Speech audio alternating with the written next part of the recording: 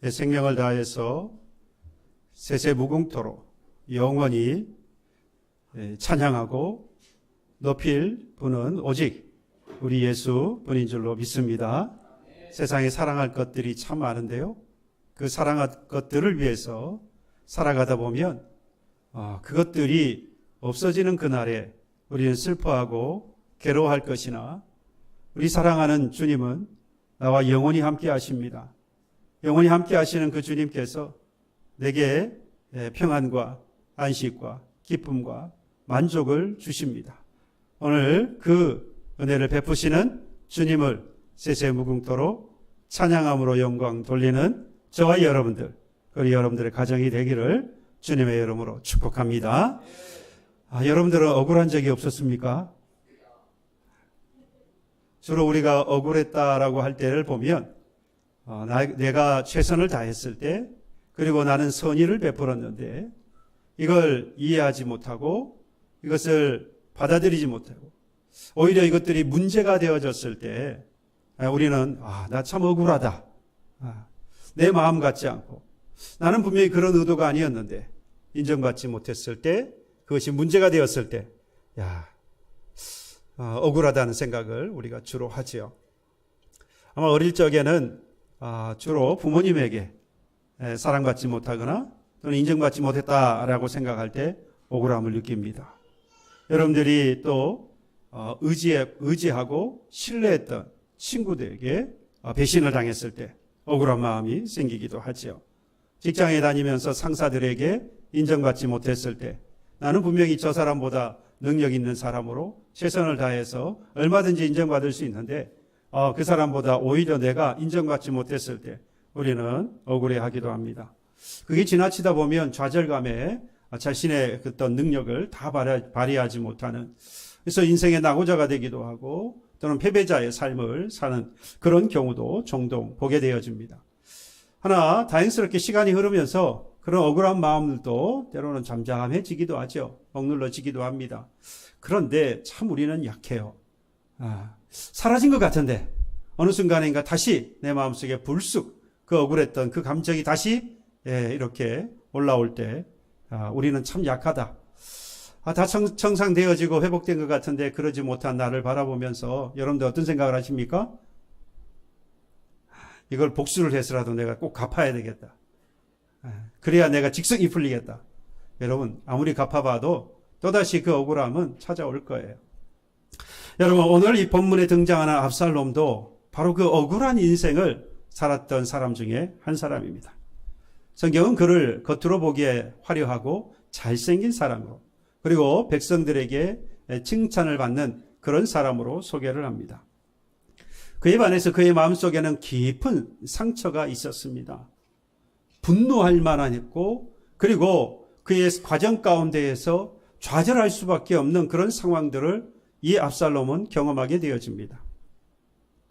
그 시작이 바로 자기의 이복 동생이었던 다말입니다. 이 다말, 여동생, 이복 동생 아니에요. 자기 친여동생입니다. 여동생이었던 이 다말이 그의 이복형이었던 암논, 다윗의 첫째 아들이에요. 암논이. 그 암논에 의해서 자기의 여동생인 다말이 강간을 당합니다. 이 암논이 자기의 이 이복 여동생인 이 다말을 너무 사랑했어요. 근데 사실은 나중에 이 다말을 취하고 난 이후에는 버렸단 말이에요. 진짜 사랑 아니죠. 이건 진실한 사랑이라고 말할 수 없습니다.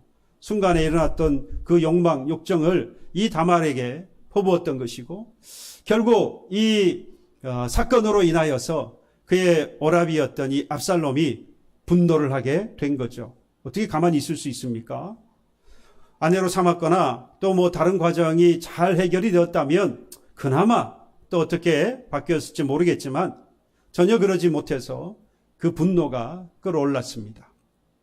그를 더 분노케 했던 것은 바로 그 아버지 다윗의 그에 대한 반응이었어요. 아버지 다윗은 이 다말이 당했던 이 사건에 대해서 묵인을 합니다.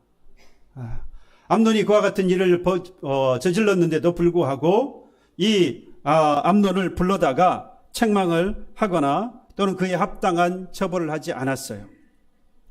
그러나 아버지로서 또는 아들로서, 아버지로서, 그리고 한 나라의 왕으로서 그 암논을 불러다가 너의 죄가 극심한 것을 깨닫게 하고 그를 책망하고 그에 합당한 벌을 내렸어야 합니다. 그런데 묵인하고 넘어가는 거예요. 그러니 이 압살롬의 마음이 어떻겠습니까?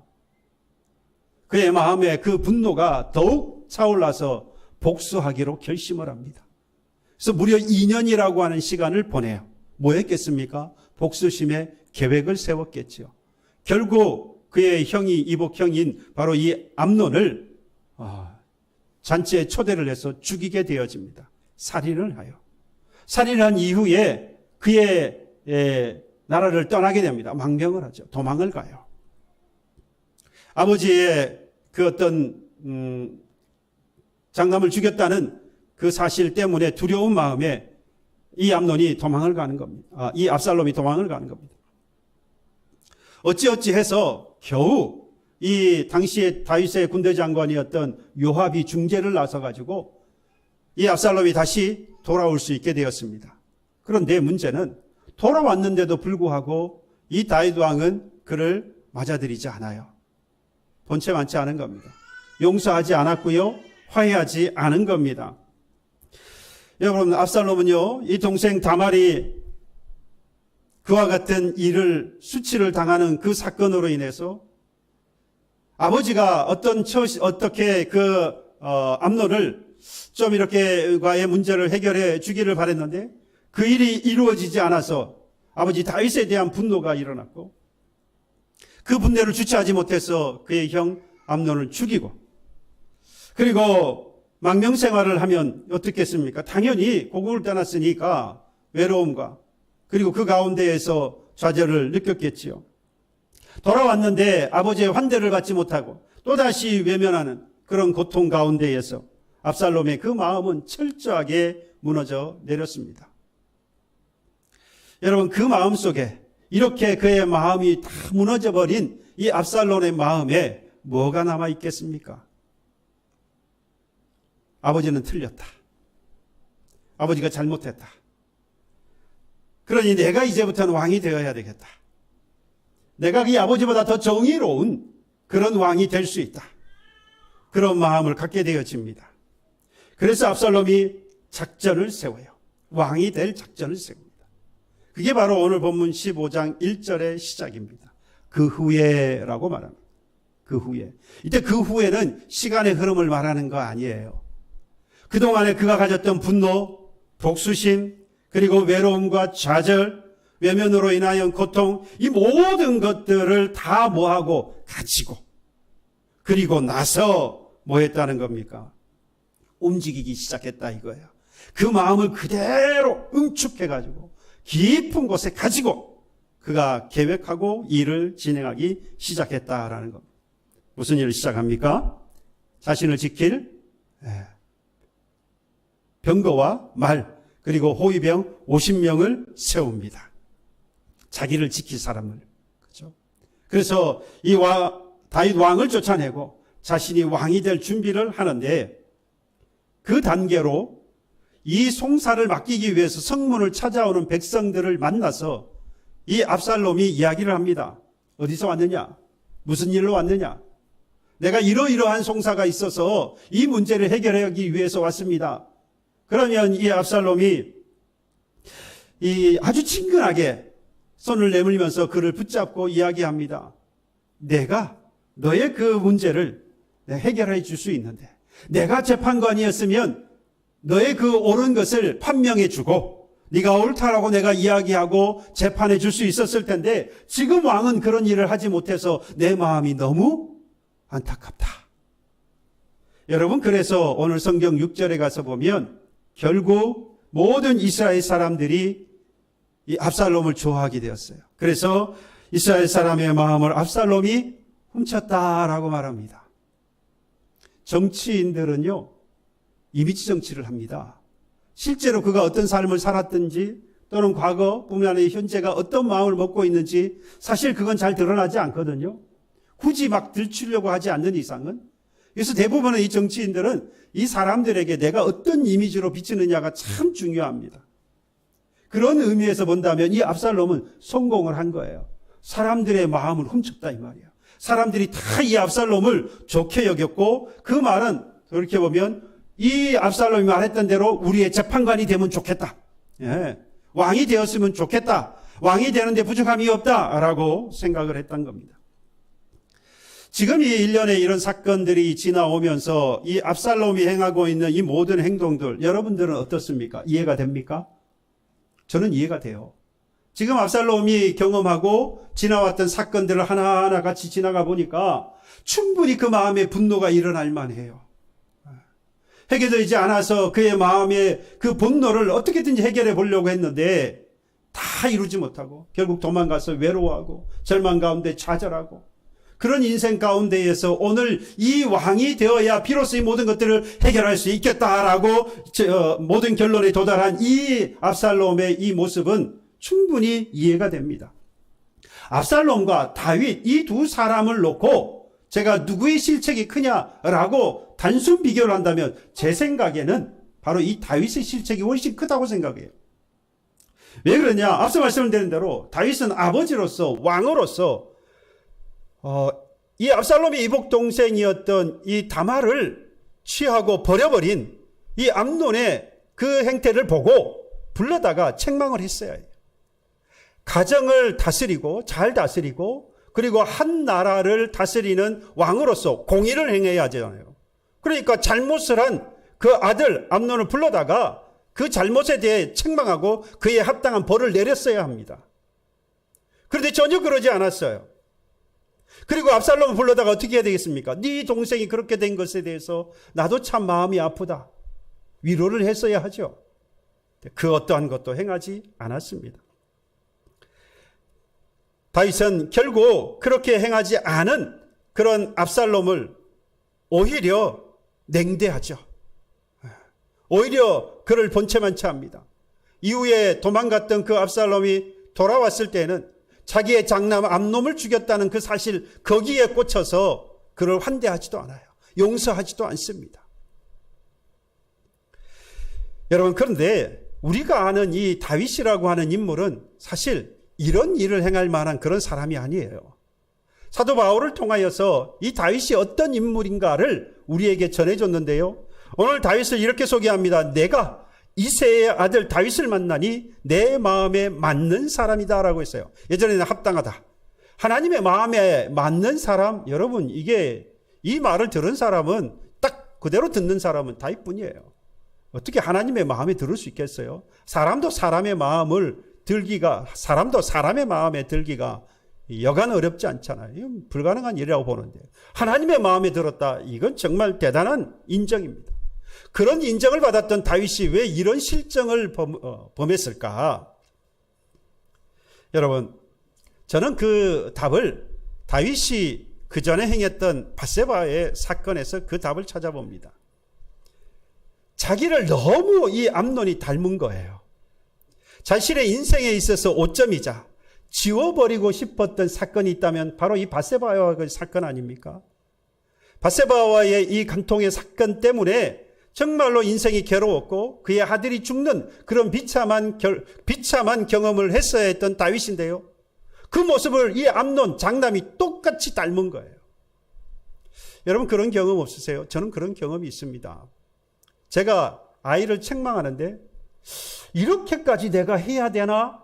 라는 생각, 내가 선을 넘어서 아이를 책망한다 라는 생각이 들 때 언제였냐면 이 아이의 잘못이 꼭 내가 잘못한 그 모습, 그걸 그대로 이 아이가 할 때 꼭 선에 넘는 책망을 하더라는 거예요. 내가 싫어하는 내 모습을 그대로 닮은 이 아이를 볼 때 나도 모르는 사이에 이 분이 확 올라오는 겁니다. 하필 이 장남, 이 암논이 자신이 가장 싫어하는 나의 그 모습을 이 아들이 그대로 닮아서 죄를 범한 거예요. 인생의 오점이자 지우고 싶었던 이 밧세바의 사건을 그대로 닮아서 죄를 범한 이 아들 암논을 보면서 속에는 분명히 분이 끌어올랐을 거예요. 차고 올랐을 거예요. 그러면 그대로 뭐 하면 됩니까? 책망을 하고 거기에 따른 벌을 주면 되는 거예요. 그런데 그렇게 하지 않았습니다. 그대로 덮습니다. 자기가 숨고 싶었던 것처럼 이 아들의 잘못도 숨겨져 버려요. 이 다윗과 밧세바 사건 이후로 여러분 사무엘하 12장 10절로 11절에 보면 이 다윗의 집안에 큰 어려움이 찾아옵니다. 나단 선지자를 통하여서 예언하기를 이제 네가 나를 업신여겨 햇사람 우리아의 아내를 빼앗아 네 아내로 삼았은즉 칼이 내 집에서 영원히 떠나지 아니하리라. 여호와께서 또 이와 같이 이르시기를 보라 내가 너와 내 집에 재앙을 일으키고 내가 내 눈앞에서 내 아내를 빼앗아 내 이웃들에게 주리라. 엄청난 재앙이 일어나는 집안의 칼이가 싸움이 전쟁이 끊이지 아니하고 그리고 엄청난 재앙들이 벌어질 것이다. 수치와 수모를 당하는 다윗의 가문이 말이죠. 다윗의 집안이 말이죠. 바로 이것이 이 다윗이 밧세바의 사건에서부터 시작된 일이었다라는 겁니다. 그런데 이 모든 불행에 이제 현실로 드러나는 게 언제입니까? 그 재앙이 임하고 그 재앙이 그대로 나타나기 시작한 것이 바로 이 압살롬의 이 다윗의 아들이었던 암논이 그의 이복 여동생인 다말을 취하는 바로 이 사건인 겁니다. 이후에 압살롬이 어떻게 합니까? 자기의 여동생이 이렇게 당했다는 사실을 알고 그 형 암논을 죽이잖아요. 그리고 망명을 해요. 그래서 다시 어찌어찌해서 돌아오긴 했는데 여전히 아버지의 냉대를 받아요. 결국에는 역모를 꾀하잖아요. 아버지를 몰아내고 내가 왕이 되어야 되겠다. 여러분 다윗 가문의 비극이 이렇게 진행이 되는 겁니다. 그렇다고 해서 제가 이 압살롬의 행동이 옳다 그런 이야기를 드리는 건 아니에요. 그의 행동은 분명히 잘못된 행동입니다. 그걸 알 수 있는 것이요. 이 압살롬의 죽음이 너무나도 비참했습니다. 압살롬은 사무엘하 18장에 보면 다윗의 군대와 전쟁을 합니다. 그런데 다윗의 군대와 전쟁을 하다가 자신의 군사들 2만 명을 잃어버려요. 그리고 에브라임 숲풀에 있는 상수리 나무 그 나무 가지에 목이 걸려버립니다. 도망가지도 못하고 있을 그때에 요압의 그러니까 다윗의 군대 장관이었던 요압이 가서 그를 창으로 찌르고 그리고 그를 따랐던 군사들이 창으로 찔러서 결국에는 이 압살롬은 죽임을 당해요. 아주 비참한 최후를 맞습니다. 그러니까 압살롬이 이렇게 비참한 최후를 맞이할 수밖에 없었던 이유를 여러분들 어디서 찾을 수 있을까요? 결국 그가 가족에게 사랑을 받지 못했고 인정을 받지 못해서 좌절하고 외로움 이것들을 해결하지 못한 그래서 마음의 상처를 그대로 가지고 분노하면서 살았던 그것이 치료되지 못하였기 때문에 오늘 이 압살롬의 그 마지막 인생은 이렇게 비참하게 마칠 수밖에 없었다는 겁니다. 그래서 여러분 저와 여러분들 마음속에 있는 그 마음의 상처 어떤 일들로 인해서 생겼던 그 마음의 상처를 그냥 두어서는 안 돼요. 제가 다큐멘터리를 하나 보았는데요. 코끼리에 관련된 다큐멘터리였습니다. 이 코끼리는 우리가 생각하는 것보다는 훨씬 더 지능이 높았고요. 그리고 아주 감정적인 동물이라고 해요. 코끼리 머리가 이따만하지 않습니까? 우리 이 양손으로 표현하기 어려울 만큼 정말 크잖아요. 근데 그에 비해서 뇌 용량이 너무 작고 우리 사람보다도 더 용량이 작아서 결국 우리의 사람의 이 지시에 따르게 되잖아요. 만약에 이 사람처럼 그러니까 우리 사람은 정말 이 뇌가 크죠. 이 두개골의 전체 이 용량에 따져보면 뇌가 차지하는 용량이 상당히 큽니다. 만약에 이 코끼리가 그 두개골만큼 뇌가 있다? 여러분 이 세상은 누가 지배했겠어요? 코끼리가 지배했을 거예요. 우리는 코끼리 밑에서 오늘날의 코끼리처럼 살아갈지도 몰라요. 이렇게 코끼리가 물론 이제 이렇게 커서 등치만큼 커서 뇌용량을 가지고 오늘날 살아가는 것은 아니지만 이 새끼 코끼리가 자라가면서 그의 어미와 무리 속에서 자라갈 때야 그 어미 곁에서 보살핌이나 무리와 함께 살아가지 못할 때 이 두 코끼리를 비교해 봤는데 완전히 다른 거예요. 그 어미와 그리고 무리 속에서 자라났던 이 새끼 코끼리는 정말로 순종적이고 아주 안정적으로 막 공격성을 띠거나 뭐 그런 모습을 보이지 않고 잘 자라는데 어떤 사건이나 사고로 인해서 어미가 죽게 되었을 때 혼자 버려진 그 새끼 코끼리는 자라면서 아주 공격적 성향을 띈다는 거예요. 아주 야생동물, 그 말 그대로 야생동물로 자라가고 사람이나 다른 동물들을 아주 쉽게 공격을 하고요. 심지어 스스로 죽는다고 해요. 그러니까 자살을 하는 거예요. 왜 그런 줄 아십니까? 자신을 지키는 수단으로 이걸 하는 거예요. 그러니까 무리를 떠나서 홀로 되어져서 버림받아지고 사랑받지 못하고 외로움에 처해서 마음의 상처를 안게 되어진 감정적으로 그런 감정에 휩싸이게 되어진 이 나약한 코끼리가 자신을 지키기 위해서 세상과 맞서 싸우는 거예요. 그래서 공격성도 보이고 그게 다 되어지지 못하면 그게 이루어지지 못하면 스스로 죽어버리는 거예요. 너무 안타까웠어요. 그런데 그 모습이 그대로 이 우리의 모습에 그대로 드러나는 겁니다. 압살롬도 그랬던 거예요. 자신을 지키기 위해서는 뭐가 되려고 하는 거예요? 왕이 되려고 하는 거예요. 그래서 사람들의 마음을 훔치는 겁니다. 그런데 그 압살롬의 마지막은 비참했어요. 비참한 죽음으로 말습니다. 그래서 여러분, 우리는 우리 안에 있는 이 마음의 상처를 그냥 두면 안 됩니다. 반드시 치유해야만 해요. 어떻게 할 수 있을까요? 중요한 건 여기에 있잖아요. 어떻게 할 수 있느냐? 저는 그 답을 3,000명이나 되는 군사를 이끌고 사울 왕이 다윗이 숨어 있다라고 하는 엔게디 광야의 굴에 찾아갔던 그 사건을 통해서 그 답을 찾았습니다. 사울 왕을 피해서 그의 시기와 질투로 인해서 죽을 고비를 넘기면서 도망자 신세로 쫓기다가 엔게디라고 하는 광야에 다윗이 그를 따랐던 사람들과 함께 동굴에 들어가게 되어집니다. 그런데 마침 그때 3,000명이나 되는 군사를 데리고 다윗을 죽이겠다라고 왔던 이 사울 왕이 용변을 벌리고 그 굴에 들어와요. 그 모습을 보고 혼자 들어왔거든요. 그 모습을 보고 다윗을 따랐던 많은 그 사람들이 지금이 기회입니다. 이 사울 왕을 죽일 수 있는 절호의 기회입니다. 이 왕을 죽이고 당신이 사무엘을 통해서 기름 부음 받았으니 이제 왕이 되시면 됩니다. 맞습니까? 안 맞습니까? 맞지요. 지금보다 더 절호의 기회는 없을 거예요. 그런데 다윗은요, 사울의 겉옷자락 그것만 베고 살려 보냅니다.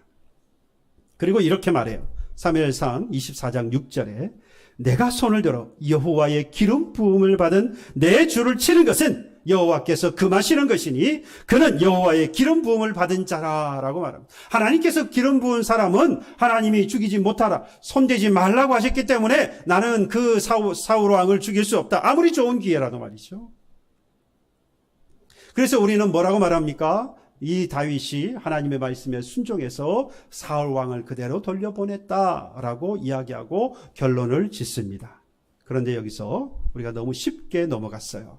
여기서 이런 질문을 들어볼까요? 여러분, 다윗 왕이 어떻게 이렇게 쉽게 그 하나님의 말씀에 순종했느냐는 거예요. 여러분들은 하나님 말씀을 모릅니까? 몰라서 하나님 말씀에 순종하지 못하나요? 그런 분 없어요. 저보다도 여러분들 성경 더 잘 알아요. 성경을 더 잘 알지만, 성경을 너무나도 잘 알지만 그럼에도 불구하고 우리는 하나님 말씀에 순종하지 못해요. 그런데 다윗은요, 하나님의 말씀이라고 하면서 순종을 했다 이 말이죠. 여기에 우리는 포인트를 두어야 됩니다. 어떻게 해서 이 다윗은 그 하나님의 말씀이라고 그러면서 이에 대해서 순종할 수 있었냐라는 겁니다. 지금 자신의 목숨이 달려 있어요. 아니요. 자신의 목숨뿐만 아니라 자신을 따랐던 당시에 600명이라고 하는 사람들의 목숨도 지금 자신의 결정에 따라 있어요. 그럼에도 불구하고 하나님의 말씀이라고 하면서 이에 순종할 수 있었던 이유는 바로 그가 있었던 엔게디라고 하는 곳에서 그 답을 찾을 수 있습니다. 여러분, 엔게디라고 하는 것의 뜻은, 이름의 뜻은 염소의 샘이라는 뜻이에요. 지금 이 다윗과 600명의 사람들이 온 곳은 광야입니다. 엔게디 광야예요. 그런데 이 엔게디라는 이름이 염소의 샘이 있다는 말이에요. 그러니까 광야이지만 여기는 뭐가 있는 곳입니까? 샘이 있는 곳이에요. 예, 그래서 여기를 엔게디 폭포라고 이야기도 합니다. 이게 이후에는 지금도 폭포가 있어요. 샘이 있습니다. 지금은 뭐라고 부르느냐? 다윗의 폭포라고 불러요. 왜 다윗의 폭포라고 부를까요? 이때 이 사건 때문에.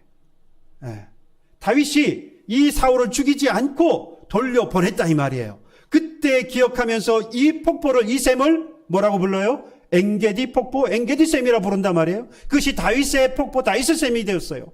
여러분, 엔게디라고 하는 것은 모든 광야에서 있는 것은 아닙니다. 그러니까 모든 광야에 샘이 있는 것은 아니에요. 마침 그 엔게디라고 하는 곳, 그곳에는 샘이 있었어요.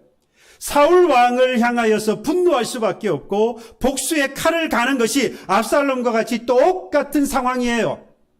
잘못한 게 없어요. 억울합니다. 시기하고 질투하는 바람에 나를 공격하고 있는 그 사울 왕에 향해서 얼마든지 압살롬과 같이 분노를 할 수 있어요. 복수의 칼을 갈 수 있어요. 그런데 이 다윗은 그러지 않았어요. 하나님의 말씀이라 그러면서 사울 왕을 돌려보냈어요. 왜요? 그가 엔게디에 있었기 때문입니다. 다시 말하면 그는 샘을 경험했어요. 여러분, 샘은 뭡니까? 은혜입니다. 오후 시간에 저하고 같이 공부하신 분은 벌써 머리에 딱 떠오릅니다. 아, 샘, 비, 이슬 이런 거 다 뭐예요? 강 이런 건 뭡니까? 하나님의 은혜라 그랬어요. 아무리 노력해도요, 아무리 과학이 발달해도요, 하늘에서 비 한 방울을 내리게 할 수 없는 것이 우리입니다. 우리가 아무리 노력한다고 해도 한밤에 찰시 내리는, 소리 없이 내리는 그 이슬 한 방울을 만들 수 없는 것이 우리예요. 그래서 이 비라고 하는 것, 이 샘이라고 하는 것, 이 이슬이라고 하는 것은 전적인 하나님의 은혜입니다. 그래서 바로 이 엔게디라고 하는 것은 하나님의 은혜를 이야기하는 것이고요. 다윗은 지금 뭘 받았다는 이야기입니까? 하나님의 은혜를 경험했다 이 말이에요. 하나님의 은혜를 경험하고 보니까 하나님이 하시는 말씀을 뭐 할 수 있습니까? 순종할 수 있더라 이 말이에요. 오늘 저와 여러분들이 하나님의 말씀인 줄 알면서도 순종하지 못하는 것은 내가 지금 무엇을 받지 못했어요? 하나님의 은혜를 받지 못했다는 이야기입니다. 그런데 여기서 우리가 짚고 넘어가야 할 게 있어요. 정말로 우리는 하나님의 은혜를 받지 못했을까요? 우리는 하나님의 은혜를 받았기 때문에 오늘 이 자리에 있는 겁니다. 오늘 저와 여러분들이 이 자리에 있는 것은 하나님께서 예수 그리스도를 통하여서 저와 여러분들을 이 땅에서 구원하셔서 죄와 사망의 권세에서 벗어나서 구원받은 하나님의 백성으로 이 자리에 불러주셨어요. 다시 돌아가 볼까요? 그러면 우리가 받은 하나님의 은혜는 무엇입니까? 구원이죠. 그 구원의 핵심은 어디에 있습니까? 예수입니다. 여러분과 제가 이미 받은 은혜는, 하나님의 은혜는, 엔게디는, 샘은 무엇이죠? 예수입니다. 예수가 바로 저와 여러분들의 준비되어진 하나님의 샘이에요. 저와 여러분들에게 하나님께서 이미 예비해 두신 은혜, 바로 그건 예수 그리스도입니다. 여러분, 예수 그리스도를 경험한 그 사람은 하나님 말씀에 순종할 수 있어요. 오늘 살아갈 때에 믿음 있는 그리스도인으로서 세상의 어떤 사람들과 살아갈 때에 그들은 분노하고 시기하고 그들은 복수심에 갇혀 그것을 해결하려고 살아갈 그때에 자기의 방법을 가지고 압살롬과 같이 그 일을 하려고 할 그때에 여러분, 그 하나님의 은혜를 경험한 사람은 그 방법으로 해결하지 않아요. 누가 있기 때문입니까? 예수가 있기 때문이에요. 예수가 나를 구원하셨다고 하는 그 놀라운 은혜를 경험한 사람은 그렇게 세상의 방법이나 나의 계획을 가지고 그 일을 행하려고 하지 않습니다. 그러니 여러분들 안에 지금 혹시 남아있는 것들이 있습니까? 혹시라도 여러분들 안에 여전히 남아있는 마음의 상처들이 있습니까? 누구에게 인정을 받지 못하거나 또는 가족 안에서 사랑을 받지 못해서 직장에서나 교회에서나 그 누구에게 이해받지 못했다고 하는 것 때문에 여러분 마음에 상처가 남아있지 않습니까? 남편과 아내가 도움이 안 될 때, 자녀가 나의 기쁨이기도 한데 전혀 위로가 되지 않을 때 여러분 경험하지 않습니까? 그 마음의 상처로 인해서 좌절하고 아파하고 외로움에 갇혀서 이겨내지 못해서 그 화살을 그 사람들에게 오히려 돌려보내서 그 사람들을 아프게 만든 적은 없나요? 여러분, 이 다윗이 이 은혜를 경험하고 하나님의 은혜를 경험했더니 놀라운 일들이 또 벌어졌습니다. 자신이 살아났을 뿐만 아니라 자신을 죽이려고 왔던 이 사울 왕이 자기들의 3,000명에 되는 군사를 이끌고 다시 돌아가요. 내가 너에게 잘못했다라고 고백하고 다윗에게 내가 잘못했다라고 시인하고 3,000명이 되는 그 군사를 다 데리고 다시 돌아가 버립니다. 이게 하나님의 은혜를 받은 사람의 모습이에요. 저와 여러분들이 이 하나님의 은혜를 이미 경험했고 이것을 다시 회복하기만 한다면 저와 여러분들과 여러분의 가정이 살 뿐만 아니라 지금까지 내가 시기와 복심으로 가득 찼던 그 상대가 돌아서게 돼요. 그 상대도 은혜를 받고 나를 통해서 은혜를 받고 회복되어진다 이 말입니다. 이게 바로 하나님의 은혜를 받은 사람의 능력이에요. 우리가 많은 것들을 가지고 있어서 능력을 행할 수 있는 게 아닙니다. 비록 우리는 가진 것이 없다 할지라도 하나님께서 예수 그리스도라고 하는 은혜를 우리에게 베풀어 주셨을 그 사실을 믿고 오늘 그 은혜 가운데 저와 여러분들이 살아가고 그 은혜를 다시 한번 회복하게 되어진다면 저는 확신합니다. 오늘 저와 여러분들은 살아날 것이고 여러분들의 가정은 다시 회복될 것이고 우리의 믿음의 공동체는 다시 힘을 얻고 하나님의 사역을 잘 감당하게 되어질 것입니다. 나아가서 이 세상에 살아가는 사람들마저도 우리를 통하여서 예수를 바라보게 되고 저들도 회복되어지는 놀라운 역사가 일어나게 될 줄로 믿습니다. 오늘도 그 하나님의 은혜가 예수 그리스도를 통하여서 여러분들에게 준비되어 있습니다. 그 예수 그리스도로 오늘을 살아가 승리하는 저와 여러분들 되기를 주님의 이름으로 축복합니다. 찬송합시다. 은혜 아니면 살아가